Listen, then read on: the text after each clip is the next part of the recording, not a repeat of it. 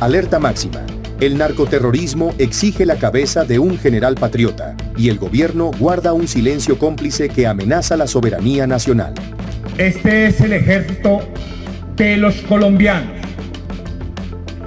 Y como lo han expresado, no es el ejército de un gobierno, es el ejército de los colombianos. Le pertenece a los colombianos y trabajamos para los colombianos. Y estamos más fuertes que nunca, porque siempre será extendido nuestro compromiso con Colombia y con nuestra nación. En estos días he estado visitando yo a algunos soldados heridos allá en el sector de Suárez. Y salía un soldado diciendo: mi general, sí se puede. Este es nuestro ejército. Es el ejército el que está entrando allá en Suárez, Cauca. Es el ejército, son policías que todos los días amanecen esperanzados de continuar batallando. Y es un soldado que lo impregna de valor y sacrificio.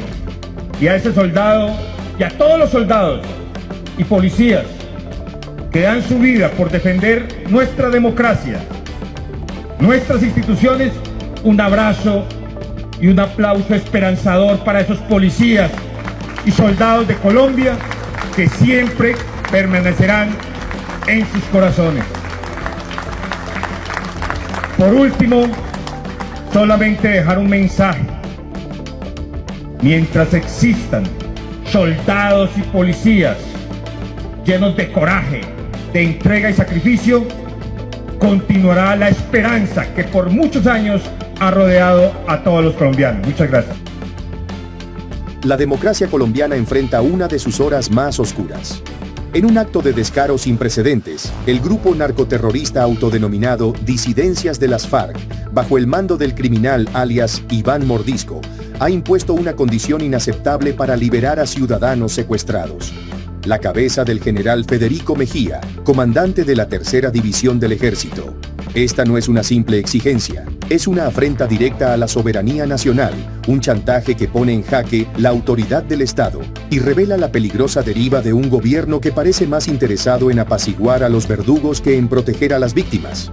La solicitud de investigar y retirar a un oficial con una trayectoria impecable, cuyo único delito ha sido combatir con eficacia las economías ilícitas en el Cauca y liderar la recuperación del control estatal en zonas dominadas por el crimen, demuestra que los grupos armados se sienten con el poder de cogobernar. Este ultimátum es la consecuencia directa de una política de paz total que, en la práctica, ha desarmado al Estado de sus herramientas legales y morales, otorgando a los terroristas un estatus político que jamás merecieron y una tribuna desde la cual ahora dictan sus condiciones, humillando a las instituciones y a todo el pueblo colombiano. Bienvenidos a La Verdad Política TV. Aquí defendemos la libertad y el futuro de nuestra nación. Únete a nuestra comunidad. Suscríbete, participa con tu comentario y ayúdanos a compartir este video en todas tus redes sociales para proteger a Colombia del comunismo. Es ahora o nunca. Comenzamos. El silencio y la ambigüedad del gobierno de Gustavo Petro ante esta gravísima extorsión son ensordecedores y profundamente reveladores. En cualquier democracia funcional, la respuesta a semejante insolencia sería un rechazo contundente y una ofensiva militar y judicial sin cuartel.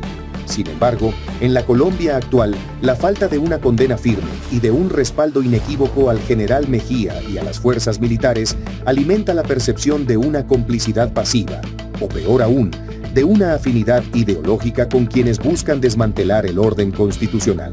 Este episodio no es un hecho aislado, sino la cristalización de una estrategia continental, impulsada por el Foro de Sao Paulo y el Grupo de Puebla, que busca neutralizar a las Fuerzas Armadas, pilar fundamental de la República, para pavimentar el camino hacia un modelo socialista autoritario.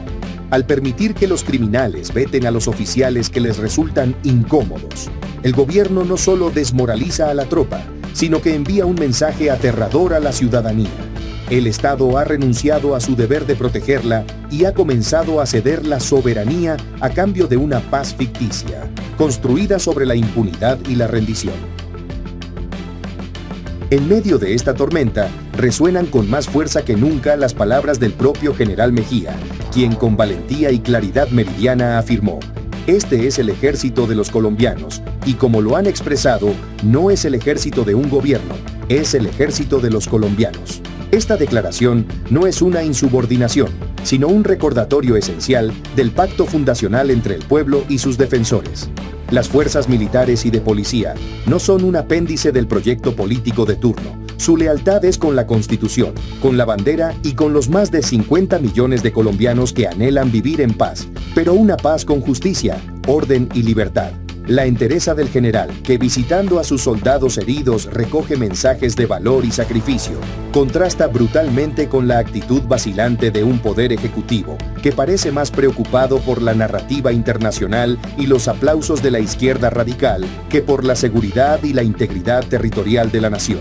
La verdadera esperanza de Colombia no reside en mesas de negociación con terroristas impenitentes, sino en el coraje de esos soldados y policías que, a pesar de las adversidades y la falta de respaldo político, siguen dando su vida por defender nuestra democracia. La crisis institucional desatada por el chantaje de Iván Mordisco tiene un correlato económico devastador que amenaza con hundir al país en la miseria. La seguridad y la certidumbre jurídica son los cimientos de la prosperidad, y cuando estos se resquebrajan, la inversión huye, el empleo se destruye y la pobreza se multiplica. La política de apaciguamiento del gobierno Petro ha generado un clima de desconfianza que ya se refleja en cifras alarmantes. La inversión extranjera directa se ha desplomado, el peso colombiano sufre una volatilidad constante y la inflación castiga sin piedad el bolsillo de las familias. Economistas de la corriente liberal han advertido que ceder ante los grupos armados y permitirles controlar vastas zonas del territorio ricas en recursos y rutas para el narcotráfico es un suicidio económico. Sin seguridad, no hay empresa que se atreva a invertir, no hay agricultor que pueda cosechar en paz y no hay ciudadano que pueda ejercer su derecho a la propiedad privada.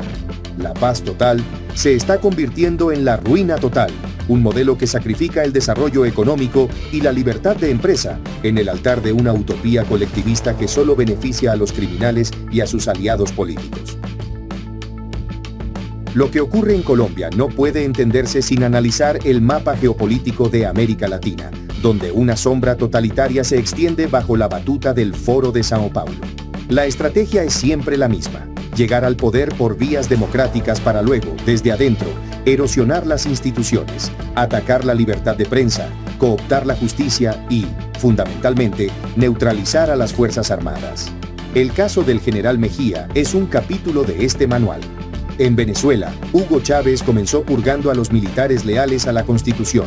En Nicaragua, Daniel Ortega transformó al ejército en su guardia pretoriana.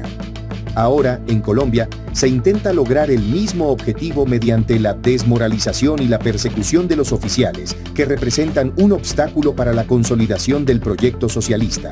Se les acusa falsamente de alianzas con otros grupos ilegales, en un intento burdo de manchar su honor y justificar su remoción. Es un libreto conocido, diseñado para dejar al Estado indefenso y a la ciudadanía a merced de un poder sin contrapesos, allanando el camino para la perpetuación de un régimen que desprecia la libertad individual y la economía de mercado.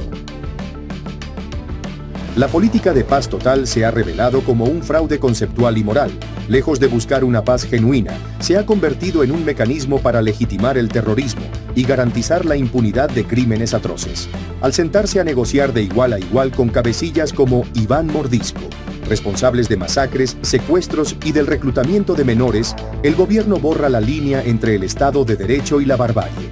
Se les otorgan concesiones, se toleran sus continuas violaciones a un cese al fuego ficticio y ahora, incluso, se considera su potestad para vetar a los héroes de la patria. Esto no es paz, es rendición. Es un mensaje nefasto que le dice a la sociedad que el crimen paga, que la violencia es una herramienta válida para la acción política y que el Estado es débil y está dispuesto a claudicar. Expertos en resolución de conflictos advierten que ninguna paz es sostenible si no se basa en la justicia. Lo que estamos presenciando es la institucionalización de la impunidad, un cáncer que corroe los cimientos de la confianza ciudadana y que inevitablemente conducirá a nuevos y peores ciclos de violencia en el futuro. La exigencia de remover al general Mejía es un ataque directo al corazón del Estado de Derecho y a la separación de poderes. En una república democrática, las decisiones sobre el mando militar corresponden exclusivamente al presidente como comandante en jefe, basadas en criterios de mérito, estrategia y lealtad a la Constitución, no en las presiones de una organización criminal. Aceptar esta imposición sentaría un precedente catastrófico. Cualquier grupo armado podría, en el futuro, exigir la remoción de jueces, fiscales, congresistas o cualquier funcionario que investigue sus crímenes o se oponga a sus intereses. Sería la legalización de la mafia como un poder fáctico con capacidad de veto sobre las decisiones del Estado. Este camino conduce directamente a la disolución de la República y a la consolidación de un narcoestado, donde las leyes son dictadas por los fusiles y el dinero del narcotráfico, y no por la voluntad popular expresada en las urnas. La defensa del general Mejía es, por tanto, la defensa de la institucionalidad misma, la última línea de contención frente al colapso de la legalidad y el orden. El impacto de esta política de claudicación trasciende lo político y económico, envenena el alma de la nación. ¿Qué mensaje recibe un joven colombiano cuando ve que un general condecorado es perseguido a instancias de un terrorista, mientras este último es tratado con deferencia por el gobierno? Se le enseña que el honor, el servicio y el sacrificio no valen nada, y que el camino del crimen puede conducir a la obtención de poder e influencia. Se desmoraliza al soldado que en la selva arriesga su vida, al policía que patrulla las calles y al ciudadano honesto que paga sus impuestos y cumple la ley. Se crea una inversión de valores donde los héroes son tratados como villanos y los villanos como interlocutores válidos. Esta erosión del tejido moral es quizás el daño más profundo y duradero, porque una sociedad que pierde su brújula ética es una sociedad condenada al fracaso. La defensa de nuestros militares no es solo una cuestión de estrategia de seguridad, es una afirmación de nuestros principios como nación y un acto de resistencia contra la cultura de la ilegalidad y la violencia que el socialismo y el populismo promueven. Ante este panorama desolador, la responsabilidad recae sobre los hombros de la sociedad civil, la prensa independiente, los gremios económicos y todos los ciudadanos comprometidos con la libertad. Cuando el gobierno abdica de su deber de defender la soberanía y el orden, es el pueblo quien debe convertirse en el guardián de la República. Es imperativo alzar la voz, sin miedo, para denunciar estas concesiones inaceptables y exigir un respaldo total e incondicional a nuestras Fuerzas Armadas. No podemos permitir que la narrativa oficial, que busca presentar la rendición como paz y la impunidad como reconciliación, se imponga. Es el momento de la acción ciudadana, de la movilización en redes sociales, en las calles y en todos los foros posibles, para dejarle claro al gobierno y al mundo que Colombia no se rinde. La defensa de la libertad económica, la propiedad privada y la seguridad no es una agenda de derecha, es la agenda de la supervivencia y la prosperidad de toda una nación que se niega a seguir el camino fracasado de Venezuela y Cuba. La encrucijada actual definirá el futuro de Colombia por generaciones. La exigencia de la cabeza del general Federico Mejía no es una anécdota, es un punto de inflexión.